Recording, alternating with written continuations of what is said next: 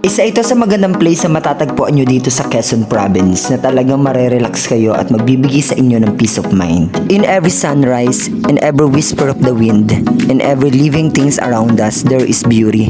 A beauty carefully created, a world painted with oceans, forests, mountains, and skies. Each one a reminder that creation is a gift na dapat natin protektahan para sa kinabukasan. At hindi naman ako na-inform na sobrang buhis-buhay pala ang daan dito bago mo makita ang ganda ng kalikasan. Actually, hindi ko na lang na-videohan kung gaano kasikip yung daan, kung gaano kadelikado. Nakapokus na lang akong kumapit sa tricycle, baka mahulog ako. At after ng ilang oras, nakarating na rin kami sa Bordeaux Port. At ayan, may dala-dala pa akong maleta na isa sa nagpahirap sa akin. Kaya sa susunod, hindi na talaga ako magdadala ng maleta. Pagdating namin dito sa Bordeaux Port, andito na rin yung aming sundo. That's my former classmate when I was senior high school. Walang iba kundi si Harley Bren Timbal. At syempre hindi magpapatalo ako ng bibip na si Erica Jane. Matapos ang intense sa biyahe, ngayon naman lalakbayin natin ang gitna ng karagatan upang puntahan ang isa sa pinakamagandang lugar dito na makikitaan natin ng magagandang tanawin, ang Carlagan.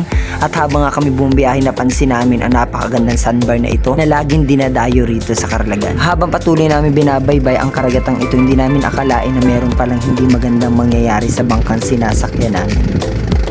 Dito nga sa part na to na stranded kami sa ilog na akala mo yung Amazon River na merong anaconda buaya na kakain sa inyo, pero sabi nila safe naman daw dito. At habang nag-aantay kami na ibang bangkang tutulong sa amin, ako muna yung nananagwan at itong kaklase ko nung may bangkang dumating, bigla na lang tumalon si Voltis 5. So natakot tuloy matanda baka daw kain siya ng pating. At alam nyo ba, kaya pala namin to naranasan kasi para makita namin yung sunset na napakaganda. So kung hindi kami nasiraan, hindi namin makikita yung sunset. At doon ko napagtanto na lahat ng bagay na nangyayari merong talagang dahilan. Matapos ang mahabang biyahe, nakarating din kami ng safe dito sa Carlagan at ipapakita ko sa inyo ang pinakamagandang spot dito tuwing umaga. Paligid, gabi walang bituin, pero sa puso ko may apoy na di kayang patayin.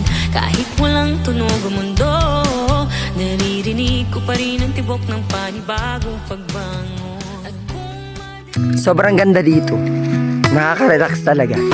After namin mag-hiking kanina sa bundok, paakyat. Yan, dito naman kami sa Aplaya. Tignan nyo. Oh, di ba? Ang linis ng Aplaya dito. Walang plastic. Naaalagaan talaga yung environment dito. So yun lang for the update for this morning. Pagkatapos nga namin mag-hiking ay kami naglalakad at nanguha kami ng niyog. Aba, ito naman dalawa ni Voltis 5 ni Sailor Moon. Araw at gabi ay naglalambingan. Tantalinggit, walang binababa. Niyog na lang. Niyog na lang bababa. At eto na nga nung kami makarating dito sa Ilaya, na pag-usapan namin na miniyog nga kami pero wala naman kami gagatan. Kaya agad kinuha ni Kuya Tanix ang kanyang pamiwas upang ayusin na siya din mamimiwas para kami may ulam. So kita-kita nyo, napakalinis talaga ng dagat dito. Ang sarap maglangoy. Habang busy nga sa pamimiwas si Kuya Tanix, ito namang ating Voltis 5. Patinga-tingala dyan sa puno na yugat. Nakita niya, ang dami daw buko. So naisipin niyang kunin yung kawit at ayusin para daw manguha kami ng buko at magbuko juice daw kami dahil sobrang init na ng panahon.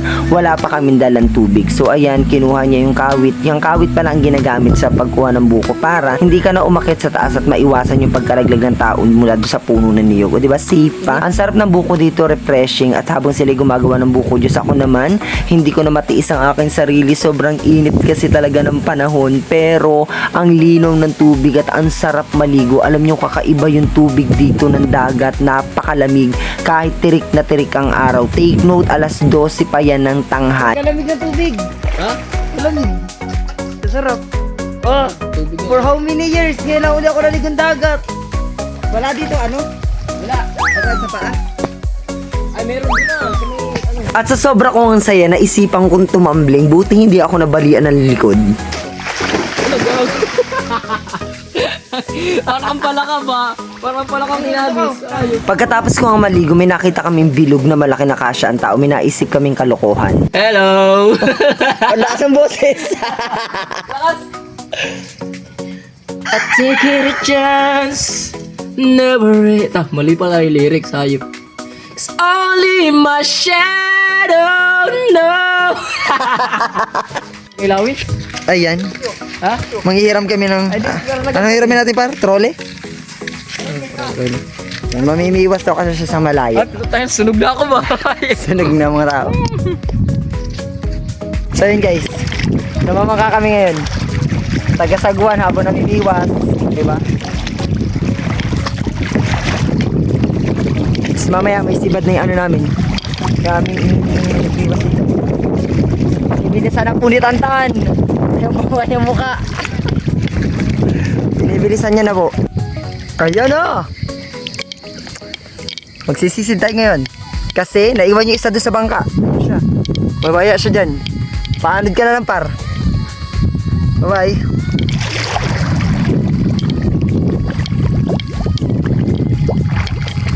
Di ba na maarang sumisid? Pinalangoy sa akin ni Tanta, napakalayo. Yung troll eh. Tas ang lalim. Hindi ko makita yung buhangin, nakakatakot. O baka mamaya may pating. Lalim. Hanggang dito na lang at abangan nyo ang ating part 2. So mag-subscribe na kayo sa ating channel at i-share nyo tong ating video. Bye!